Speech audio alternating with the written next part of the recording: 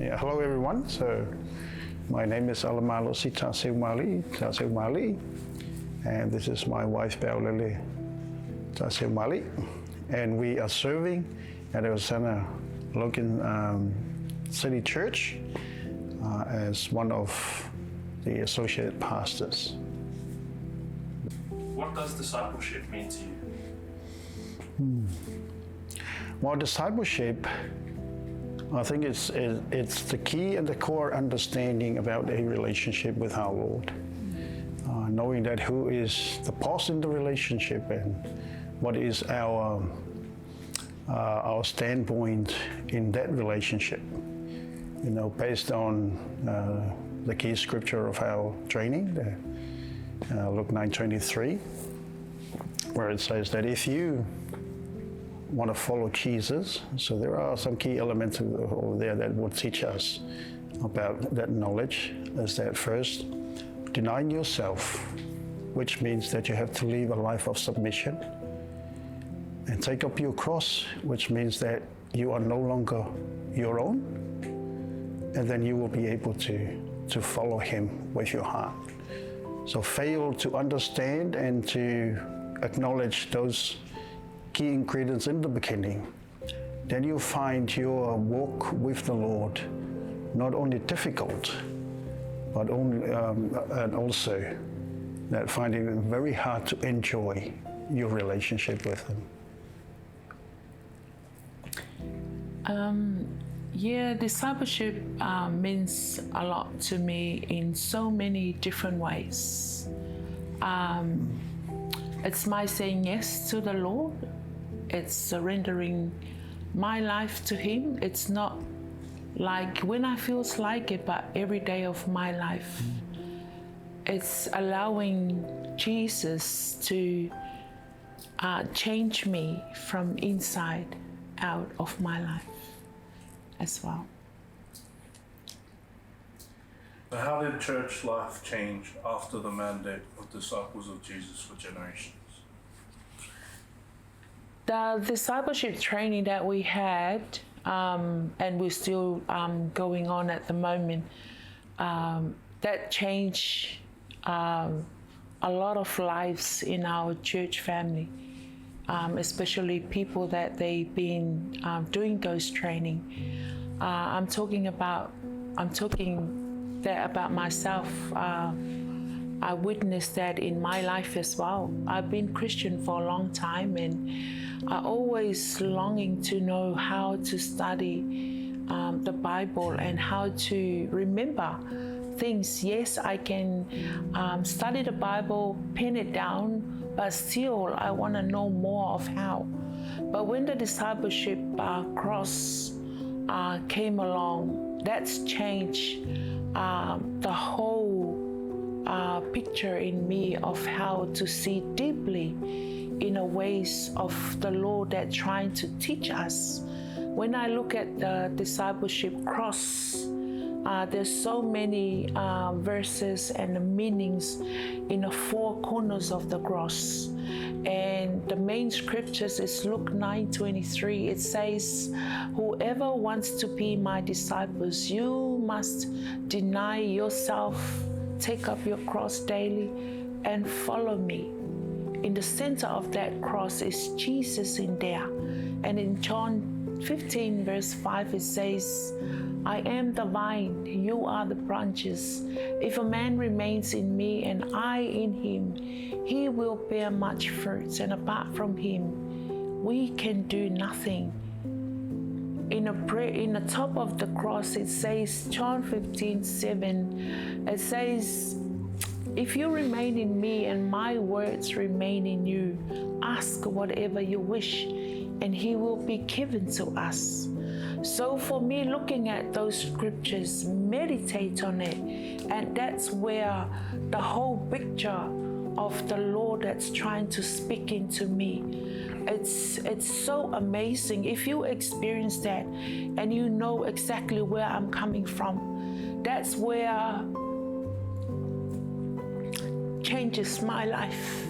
That's where I know how to stay in the Word and stay faithful in the Word of God that staples my life, and especially reminds me He is the foundation of our family, of our life.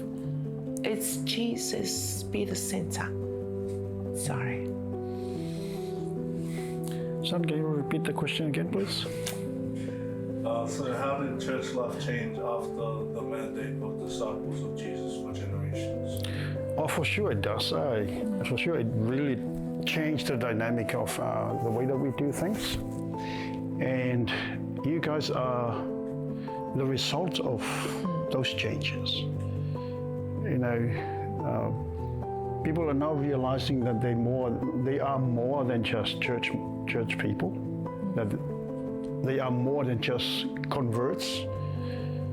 And now they're realizing their true calling is that to become more like Jesus. You know, we've seen changes from people that they were very hard to convince. It's not that we do not help them in the past, but since the implementation of the training, we see a lot of people now understanding as to why they have been called into salvation, understanding their real purpose in life.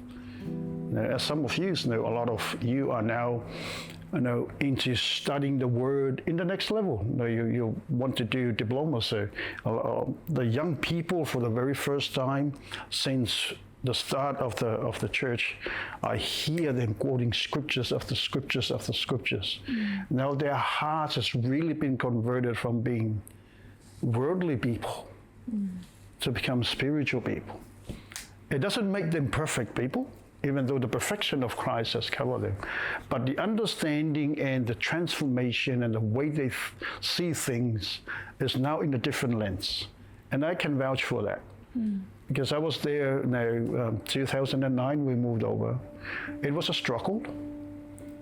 And ever since the implementation of this training, we see hearts being turned.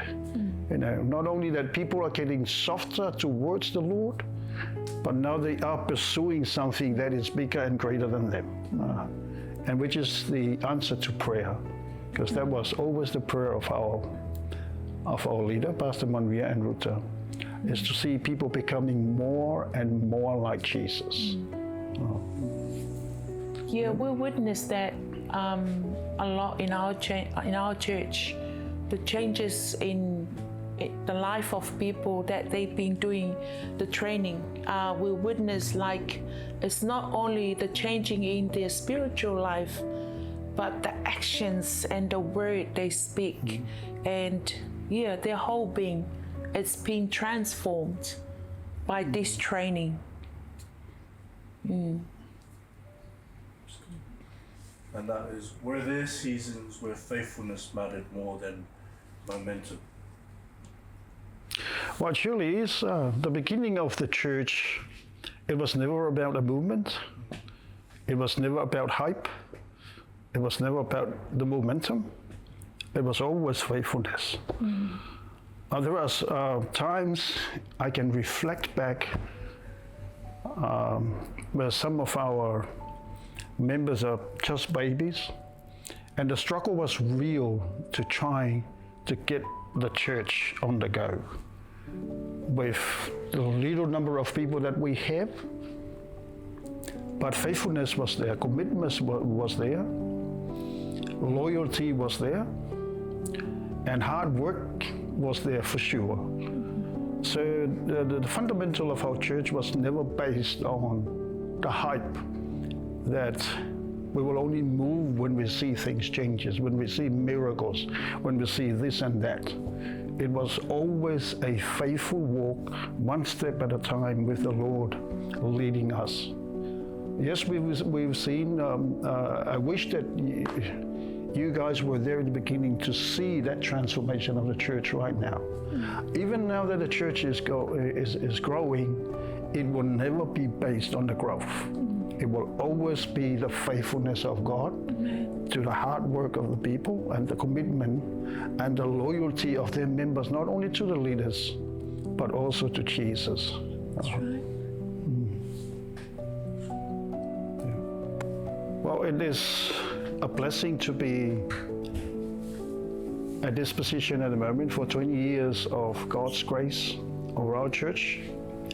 Looking back at the beginning of the church where we struggled to get things on the go with a few people, and the loyalty and the faithfulness of the people, trusting God with our journey and trusting our leaders has resulted into this journey of 20 years. So Hosanna Logan City, thank you for your faithfulness. Thank you for trusting Manuia and Ruta. Thank you for putting your trust on us, your leaders. And we really appreciate the journey that we have together.